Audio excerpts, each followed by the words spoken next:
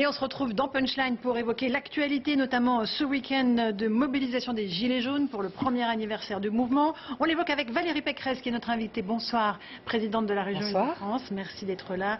On va parler aussi de votre livre, et c'est cela qui changera tout, écrit avec Marion Van Rettemgen, notre consoeur plutôt, Qui change à tout. En fait, c'est un poème. Qui change à tout, absolument. Et on est toujours avec Karim Zerebi et Damien Fleureau. Les Gilets jaunes, on l'a beaucoup évoqué au début de l'émission. Un anniversaire avec des violences localisées sur la place d'Italie à Paris et sur les Halles. Il y a encore une fois un moyen d'arrêter cette violence, selon vous, Valérie Pécresse, ou pas? Moi, je suis évidemment, comme tous ceux que vous devez recevoir, absolument scandalisée et effarée par la puissance de ces mouvements, et surtout par l'impuissance que montre l'État à empêcher ceux que j'appelle les cagoules noires. Vous me permettrez de ne pas les appeler gilets jaunes, parce que je pense qu'ils ont usurpé le gilet jaune.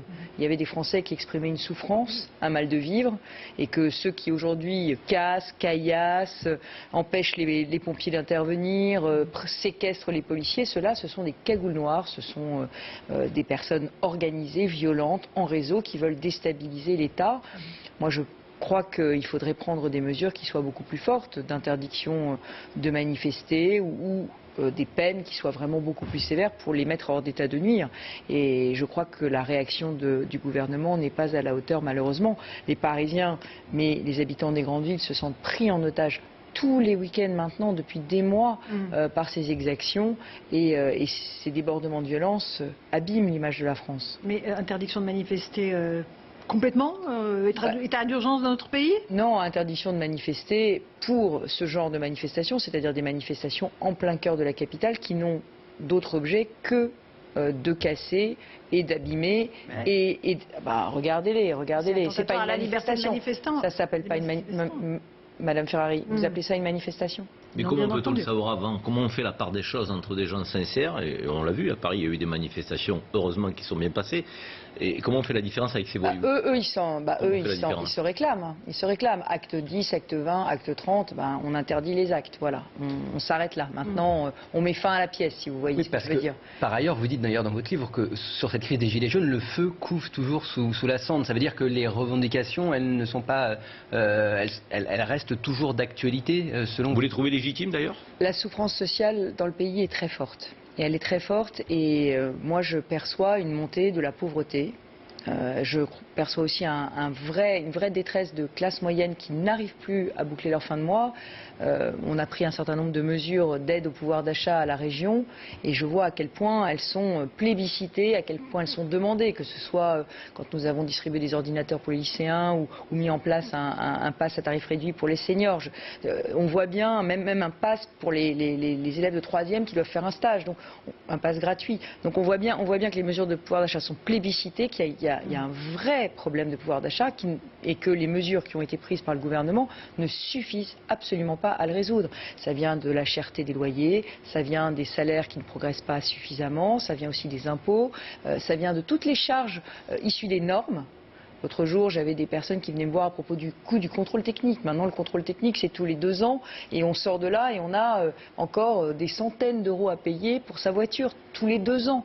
Donc je crois qu'il faut qu'on se mette autour de la table et qu'on fasse une vraie convention, ce qu'avait appelé Laurent Berger de ses voeux, mais une vraie convention sur le pouvoir de vivre, parce qu'aujourd'hui, le pouvoir d'achat, on ne peut plus être mesuré comme on le mesurait avant. C'est-à-dire que les charges des ménages ne sont plus les mêmes. Et donc tous les indicateurs qu'on a, le pouvoir d'achat augmente. Comme les gens vivent exactement le contraire, il y a un décalage complet entre le discours des politiques et la perception des Français. Mais la droite au pouvoir qui dit toujours qu'il faut d'abord lutter contre les déficits, contre la dette publique, et qui, lorsqu'elle est au pouvoir, met à mal un peu nos services publics en ne remplaçant pas les effectifs de ceux qui partent à la retraite. Comment vous répondez à la fois... aux policiers, là, notamment, hein. Pardon? Aux effectifs policiers qui ont été diminués pendant le quinquennat. Aux infirmières, aux aides-soignantes, aux policiers, certains enseignants dans certaines zones qui ont un travail extrêmement difficile. Comment on peut tenir le discours quand on est aux responsabilités de la lutte contre la dette et d'un discours assez ferme là-dessus? Et d'ailleurs, on dit souvent que Macron est plutôt centre-droit dans sa politique. Et comment, lorsqu'on est dans l'opposition, on parle plutôt du pouvoir d'achat? C'est compliqué de marcher sur ces 2 jambes lorsqu'on est au pouvoir. Comment vous faites? Qu'est-ce que vous feriez là? Moi, je ne suis pas dans l'opposition. Moi, je dirige une région. Donc, je gère 15 milliards d'euros de budget. Et avec vous n'êtes pas macroniste quand même. Non, mais ce que je veux dire, c'est que je ne suis pas uniquement dans une opposition. Je ne suis pas uniquement avec le pouvoir du verbe. Ce que vous reprochez à l'opposition, c'est il n'y a qu'à Faucon, mais si on était au pouvoir, on ne ferait pas mieux. Vous agissez à la région. Voilà. Ce que je veux dire, c'est que j'ai un budget à gérer, j'ai 15 milliards d'euros. Alors, qu'est-ce qu'on a fait, nous? On a fait, c'est vrai, des économies. Et on a fait des économies. Pourquoi faire? Ces économies, c'est sur des choses qui n'étaient pas très utiles, qui étaient que marginalement utiles. On a fermé 15 structures, on a supprimé 430 postes. Mais c'était des postes qui étaient en doublon, qui étaient en surnombre. Et qu'est-ce qu'on a fait de cet argent? On l'a remis dans nos priorités. Alors les priorités, c'était quoi? C'était les transports, les priorités, c'était les lycées. Les priorités aujourd'hui, c'est mettre à l'abri les SDF du métro. Je viens d'annoncer 5,5 millions d'euros pour créer des maisons solidaires, pour que ces personnes qui, depuis 5 ans, 10 ans, il n'y a jamais eu autant de personnes qui vivent dans le métro. Jamais autant, mais même, Madame Ferrari, même s'il n'y en avait que 10, est-ce que c'est normal qu'on laisse vivre dans le métro des personnes? Non, on les compte, avec la nuit de la solidarité, Madame Hidalgo va les compter, et on ne fait rien, on détourne le regard de la grande exclusion. Donc oui, j'ai choisi mes priorités. J'ai choisi mes priorités, mais j'ai pu les choisir parce que j'avais fait des économies avant sur tout ce qui n'était pas indispensable. Je vous assure, si on ne fait pas ces économies, on ne pourra pas redéployer du pouvoir d'achat. Et les hôpitaux, la police ont besoin d'être prioritaires. L'école a besoin d'être prioritaire. Mais pour ça, il faut faire des économies. On peut. Mais je vais vous dire. Rapidement, parce qu'on a beaucoup de questions à vous poser ce soir. Mais c'est important, c'est très important parce que typiquement, on peut gaspiller, même à des endroits où il y a des pénuries. L'université, par exemple. Moi, je plaide pour la suppression de la première année de médecine. La première année de médecine, 60 000 étudiants, tous très bons élèves, 80% de taux d'échec. Le coût, 12 000 euros par élève, fois 50 000 qui vont échouer. Ça fait 600 millions d'euros pour l'échec. On fait quoi alors? Plus les parents qui payent les petits cours. Combien ça leur coûte aux parents? Plus l'échec humain de ces bons élèves. Mais on fait la sélection avant alors? Bien sûr, on fait. Ce que fait aujourd'hui Sciences Po, on dit on va sélectionner sur le bac. Le bac, il coûte combien le bac? Combien il coûte? Combien de millions de copies corrigées? Eh bien, ce bac, il va enfin nous servir à quelque chose. C'est un examen d'entrée à l'université. On prend les notes du bac et on fait peut-être un entretien de motivation. Parce que peut-être ce qui fait un bon médecin, c'est peut-être ses qualités humaines et pas que ses notes. C'est l'ancien ministre de l'enseignement supérieur qui alors je voulais le faire et je ne l'ai pas fait. Et maintenant, voilà. Valérie Pécresse, vous nous amenez au terrain des étudiants et on sait qu'ils se sont beaucoup mobilisés la semaine dernière après que l'un d'entre eux se soit immolé devant le Crous de Lyon, un acte absolument désespéré.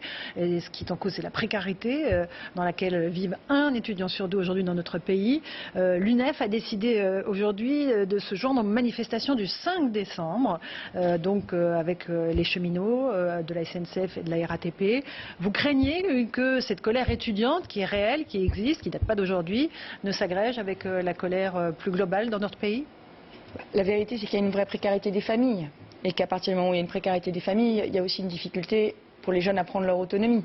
Et la question, là encore, c'est une question de priorité. Mais moi, je crois que le logement des jeunes doit devenir aussi une priorité nationale. Je parle beaucoup avec les universités. Elles ont du terrain. Vous avez été en charge de l'enseignement supérieur, absolument. Je le rappelle. Je parle avec les universités. Elles ont du terrain disponible. Il faut qu'elles mettent ce terrain à la disposition des collectivités pour qu'on puisse construire davantage de logements étudiants sur ces terrains. Mais il faut là encore, je pense qu'il y a quand même beaucoup d'argent qui pourrait être mieux employé. Et sur les bourses, par exemple, sur les bourses, vous seriez favorable à revoir tout le système? Certains plaident pour un revenu d'autonomie, une sorte de revenu universel pour tous les étudiants. Vous savez, les bourses françaises sont en réalité très généreuses et les frais d'inscription à l'université sont les plus bas d'Europe. En revanche, ce que je constate, et ça c'est une injustice, c'est qu'il y a certaines études qui sont très chères. Des études d'infirmière, par exemple, sont très chères. Un certain nombre d'études qu'on veut faire, notamment dans tous les métiers du social, du médico-social, sont très chères. Donc il y a des injustices comme ça. Des études qui sont gratuites et des études qui sont très chères. Et moi, je n'arrive pas à comprendre pourquoi on n'arrive pas à avoir des frais d'inscription qui soient les mêmes pour tous dans l'université française et dans les écoles. Pour en revenir au 5 décembre, vous craignez un mouvement très dur dans les transports en région Île-de-France, mais à l'échelle du pays? Oui, je suis très inquiète. Je suis très inquiète parce qu'on sait très bien que la RATP et la SNCF ont le pouvoir de bloquer tout le pays.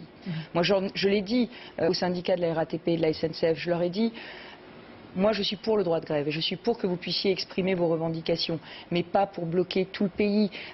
Rien que dans ma région, c'est 8,5 millions de personnes dans les transports en commun tous les jours. Je veux dire, on ne peut pas les plonger dans le drame qu'on a vécu en 95, qui est une galère épouvantable. Un mois total, hein. Oui, mais là, ce sera le 5 décembre, donc en plein froid, en plein grand froid. Enfin, pardon, mais ça peut aussi rendre impopulaire leur cause. Et je leur dis, faites attention, je dis à la SNCF et à la RATP qu'il faut sanctuariser les heures de pointe, il faut assurer le service minimum coûte que coûte aux heures de pointe pour laisser les Français aller travailler. Ça n'a pas marché les dernières fois. Il y a pas de service si ça ne marche minimum, pas, il faut rembourser. Faut rembourser. Et moi, je ne tergiverserai pas. Quand on empêche les Français d'aller travailler, on rembourse. Ça coûtera ce que ça coûtera, mais il faudra rembourser. Mais le sujet de la grève, c'est principalement les retraites, vous le savez. Le gouvernement, on ne sait pas trop sur quel pied il danse à ce niveau-là. Aujourd'hui, si vous étiez aux responsabilités, est-ce que vous mettriez, je dirais, à mal le contrat qui a été signé par ces salariés de la RATP et de la SNCF qui leur donne un droit de départ aujourd'hui, ou est-ce que vous le mettriez en place, cette réforme, à partir des nouveaux entrants au 1er janvier? Pour les étudiants notamment qui... Je crois Qu'est-ce que vous feriez là? D'abord, je crois qu'il y a eu une erreur de diagnostic qui a été faite par le gouvernement. Le président de la République a cru qu'il n'y aurait pas de déficit des retraites pendant son quinquennat. Donc il a cru, sincèrement, il l'a dit lui-même, il a dit on n'aura pas besoin, le régime est équilibré. Ça n'est pas vrai. Le Conseil des retraites a dit ce matin, il va manquer entre 7 et 17 ou 8 et 17 milliards d'euros. Donc il va manquer de l'argent pour payer nos retraites, pour payer les retraites des retraités. Donc à partir du moment où il y a un trou dans la caisse, je pense que ce qui serait beaucoup plus raisonnable, c'est vraiment de dire aux Français, comme on l'a toujours fait quand il y avait un trou dans la caisse, nous on veut maintenir le droit à la retraite et donc on va vous demander de travailler un peu plus longtemps. On va tenir plus compte de la pénibilité, mais on va vous demander de travailler un peu plus longtemps, jusqu'à 64 ans, comme dans les autres pays d'Europe qui nous entourent. Donc vous repousseriez l'âge légal? Moi je repousserai l'âge légal pour tout le monde, hein, et en travaillant, sauf les métiers les plus pénibles, et j'assurerai l'équilibre du régime. Et cette réforme du régime à points que veut faire le gouvernement, si elle est utile parce qu'elle permet de gommer les inégalités, je la ferai pour les nouveaux entrants, ceux qui commencent à travailler. Parce que c'est pas possible de dire, je vais dire j'ai un peu plus de 50 ans, c'est pas possible de dire à des gens qui ont travaillé 30 ans, qui ont économisé, qui ont cotisé, de leur dire mais toutes les règles du jeu changent. Vous avez construit toute votre vie sur des règles du jeu. Je pense aux pensions de réversion pour les veuves. Je pense à tous ces gens qui n'ont pas fait d'économie parce qu'on leur a dit mais c'est pas grave, vous n'avez pas besoin de capitaliser pour votre retraite puisque de toute façon vous allez avoir tant. Et on leur dit ah ben non finalement ce sera 500 € de moins, 300 € de moins. Enfin, je veux dire, c'est pas possible de faire ça, c'est de la trahison. En plus, le pacte de confiance qui a été conclu avec les retraités, Emmanuel Macron l'a déjà très écorné avec la CSG et la désindexation des retraites. Les retraites doivent être indexées sur l'inflation, c'est la règle, c'est normal. Valérie Pécresse, il y a beaucoup d'inquiétudes, de colère dans notre pays, beaucoup d'inquiétudes autour de la laïcité. Il y a eu une manifestation hier contre les islamistes à Paris, beaucoup de questions autour du port du voile pour les accompagnantes scolaires et aussi à propos des listes communautaires. Quelle est votre position là-dessus? Est-ce que vous souhaitez qu'on interdise les listes communautaires en vue des prochaines municipales? Alors d'abord, moi ce que je voudrais dire, c'est quelle est la définition de la laïcité pour moi? Parce que je pense qu'il faut poser les définitions avant de donner des réponses. La laïcité, c'est de mettre la loi de la République au-dessus de toutes les foi. Au-dessus de toutes les foi. Tous les Français ont le droit de croire ou de ne pas croire à ce qu'ils veulent. Mais simplement, la loi de la République s'impose à tous. Et ça veut dire même droit et même devoir. Et je le dis parce que l'islam est une religion française. Et tous ceux qui diraient le contraire se trompent. Donc, mais simplement, elle doit se fonder et respecter les lois de la République comme les autres religions de la République. Et une fois qu'on a dit ça, les listes communautaires, très difficile de donner une vraie définition de ces listes parce que ça ne va pas être simple au municipal. Je vais vous donner un exemple, si vous avez une minute. À Goussainville, il y a un candidat, tête de liste, qui est soupçonné de vouloir faire une liste communautaire. Il s'appelle Monsieur Hamida. Et les journalistes sont allés l'interroger. Et il a dit « Ah mais non, ma liste ne sera pas du tout communautaire. Elle va ressembler à Goussainville. » Il a dit, je le cite, « Sur ma liste, il y aura des Français, des Turcs, des Noirs et des Arabes. Elle ressemblera à Goussainville. » Et le journaliste cite cette phrase en disant, vous voyez, il ne fait pas une liste communautaire. Eh bien moi, cette phrase, c'est le communautarisme à visage découvert. Parce que dans la liste de M. Hamida, il n'y aura que des Français. Il n'y aura que des Français. Et pouvoir dire des Français, des Turcs, des Noirs, des Arabes, c'est le signe même du racisme et du communautarisme. Donc les listes, ça va être compliqué. Moi, je propose un criblage sur 3 critères. Premier critère, les idées. Est-ce que pour les gens de cette liste, la loi de la République est primordiale avant la loi religieuse? Et dans les programmes. Deuxième critère, l'allégeance ou pas à un pays étranger. financement ou pas par un pays étranger. Donc les relations. Mais ça, on arrive à le savoir avant le moment du dépôt de la liste. Dans certains cas, on le sait. Dans certains cas, c'est même affiché. Troisième critère, les hommes. Si quelqu'un est inscrit au fichier antiterroriste comme radicalisé, il ne doit pas pouvoir figurer sur une liste. Il doit pouvoir y avoir une incompatibilité. J'ai vu que vous receviez quelques policiers avant moi. Absolument. Un policier dans une ville, il ne peut pas se présenter à une élection. Alors que quelqu'un qui serait aujourd'hui fiché par l'antiterrorisme comme radicalisé, lui, il peut. Il n'y a pas d'incompatibilité. Quand est-ce qu'on va se réveiller? Quand est-ce qu'on va arrêter de On peut être en détention et se présenter aussi. Sur le financement par une puissance étrangère, ça veut dire que le Rassemblement national ne peut pas faire appel aux Russes pour financer sa campagne? Moi, de toutes les façons, je considère qu'on ne doit pas, quand on est un parti français, être financé par une puissance étrangère, quelle qu'elle soit. Aujourd'hui, la banque de la démocratie qui a été prônée par Emmanuel Macron n'est toujours pas en place. Et je le regrette beaucoup parce que je pense que ça permettrait à tous les partis politiques de se financer dans de bonnes conditions. Et aujourd'hui, on le voit bien. Cette tentation d'aller demander de l'argent à l'étranger, elle vient aussi de l'absence de financement, parfois, de la vie publique. Donc on ne peut pas interdire les listes communautaires, c'est ce que vous nous dites, parce que ces trois critères criblage sont extrêmement difficiles à établir avant, au moment du dépôt de la liste, qui se fait très attendez, tard. il suffit de lire la profession de foi. Il suffit de lire la profession de foi. Elle va être nickel, la profession de foi, vous imaginez bien. Je n'accepte pas la résignation du gouvernement. Le gouvernement dit, laissons-les élire, et une fois qu'on les aura élus, on les jugera sur leurs actes, et on les empêchera de faire des bêtises. Mais attendez, vous imaginez est en cours de rédaction et a priori sera diffusé au préfet justement pour les sensibiliser. C'était suite d'ailleurs à un rendez-vous. Moi je ne fais pas de circulaire pour sensibiliser. Xavier Bertrand et Bruno Retailleau. Attendez, une circulaire pour sensibiliser. C'est pas le sujet. C'est pas le sujet, voilà. Vous allez avoir des maires élus qui sont peut-être aujourd'hui sur le fichier antiterroriste du ministère de l'Intérieur. Enfin, d'accord, mais il y en a qui ne le seront pas et ça sera extrêmement difficile de deviner parce que le programme sera nickel, la fiche de campagne sera nickel. Il y aura ceux qui seront dans la dissimulation, mais il y aura ceux pour lesquels ce sera, ce sera évident et qui seront connus parce que fichés. Donc je suis désolée de vous le dire, on fait du criblage aujourd'hui pour les conducteurs de métro. On fait du criblage aujourd'hui pour les conducteurs de bus. On ne pourrait pas faire du criblage pour les candidats au municipal, avec évidemment un recours juridictionnel, parce qu'il faut que les gens puissent se défendre. S'ils ne sont pas islamistes, il faut qu'ils puissent le dire. Mais moi, je pense que vraiment, on est angélique sur cette question.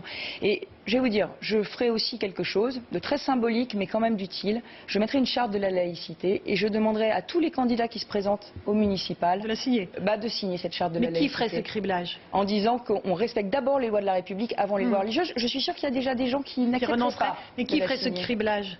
Le préfet. Il peut y avoir 30, 40... Le préfet. Il va y passer beaucoup de temps. Il y passera beaucoup de temps, mais s'il a des informations, au moins ça lui permettra d'avoir un outil pour faire face, parce qu'il n'a pas d'outil aujourd'hui, le préfet. Il est impuissant. Et moi, on me donne des noms aujourd'hui dans ma région de personnes qui peuvent devenir maires et qui sont très proches des frères musulmans ou de l'islam politique. Et personne ne fait rien. Et on nous dit, c'est pas grave, on jugera sur leurs actes. Mais non, on ne peut pas juger sur leurs actes des partis politiques qui ont commis des exactions, qui ont tué des gens dans d'autres pays. J'ai une question à la présidente de la région Île-de-France. J'ai vu des associations féministes s'insurger et s'indigner du fait que la région Île-de-France avait financé le dernier film de Roman Polanski. Vous êtes en co-responsabilité. Si c'était à refaire, vous le referiez? Non, je ne le referai pas. Et je vais vous dire, effectivement, nous avons financé J'accuse parce que c'est sans doute un très très beau film et sur un sujet évidemment qui nous tenait à cœur. Vous l'avez vu? Vous savez que Zola, non je ne l'ai pas vu, je n'irai pas le voir. Mais Zola est une très grande figure de l'Île-de-France, donc nous étions très favorables à ce film. J'ai moi-même été sur le tournage du film, mais je dois avouer, et la présomption d'innocence est un principe constitutionnel. Je n'irai pas vous dire que je suis juge et que je peux juger. Mais la justice américaine l'a condamné déjà. Voilà. Mais moi je ne peux pas, je ne jugerai pas M. Polanski, mais ce que je peux vous dire, c'est que j'ai été bouleversée par le témoignage et les accents de sincérité du témoignage que j'ai lu dans le Parisien la semaine dernière. Et voilà, et j'ai été ébranlée. Donc vous ne le referiez pas? Et je dois avouer que si c'était à refaire, je pense que je demanderais qu'on ne finance pas ce film.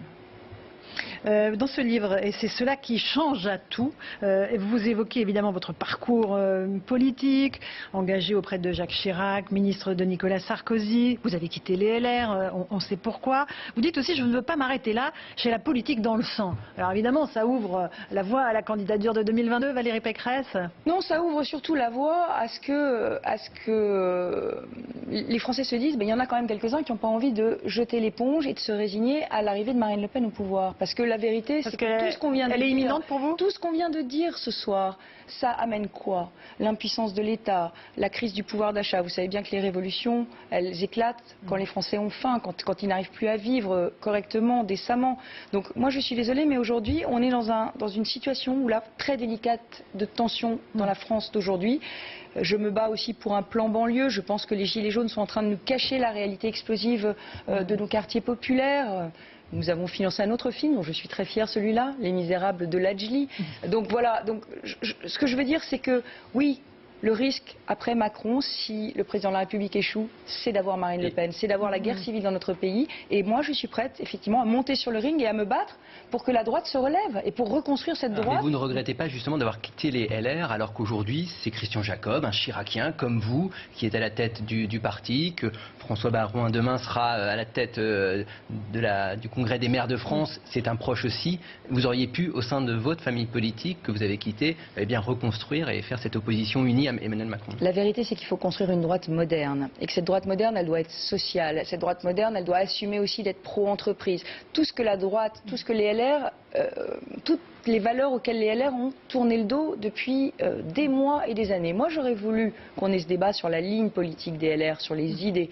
Le parti Vous avez un formidable laboratoire, Valérie. Le parti a été verrouillé dès le départ de Laurent Wauquiez pour empêcher la candidature de Bruno Retailleau, la mienne, et un débat sur les idées. Moi, je n'ai pas accepté ce verrouillage. Vous savez, je suis une femme, mais j'ai un peu de tempérament. Et donc, je suis une femme libre aujourd'hui. Je dirais ce que je pense, non pas pour diviser, mais pour poser les jalons. Si vous voulez, quand mon parti fait un colloque où il y a 4 climato-sceptiques, j'espère que ça se fera plus à l'avenir, mais ça s'est fait il y a quelques semaines, et Valérie Masson-Delmotte m'a appelé, m'a dit c'est ça la droite. Non, c'est pas ma droite. C'est quand même toujours votre parti, parce que vous avez dit mon parti. Un dernier mot de l'actualité. C'est mon parti, et aujourd'hui mon parti c'est libre, et d'ailleurs c'est pour ça que je me bats à chaque fois que je vais dans une émission télé pour qu'on ne dise pas Valérie Pécresse, ex-LR, je suis libre. Absolument. Et c'est un parti politique, et j'invite tous les Français qui se retrouvent dans nos idées, dans les idées de ce livre, à nous rejoindre. Qui aura un candidat à la présidentielle, donc, libre.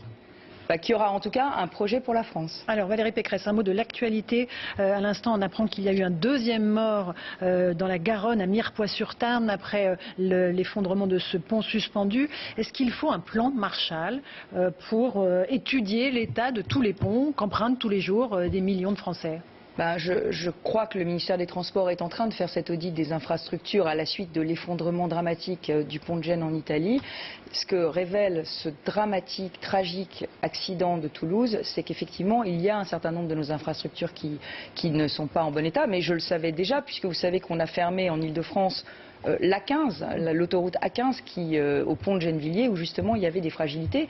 On a fermé aussi partiellement la N118 qui partait vers l'ouest, là aussi pour des raisons de fragilité des ouvrages. Donc la vérité c'est qu'il faut qu'on investisse dans nos infrastructures et qu'on fasse très attention à ces infrastructures qui se dégradent. Mais là encore c'est toujours pareil, on n'arrive plus à payer nos investissements parce qu'on dépense mal l'argent des Français.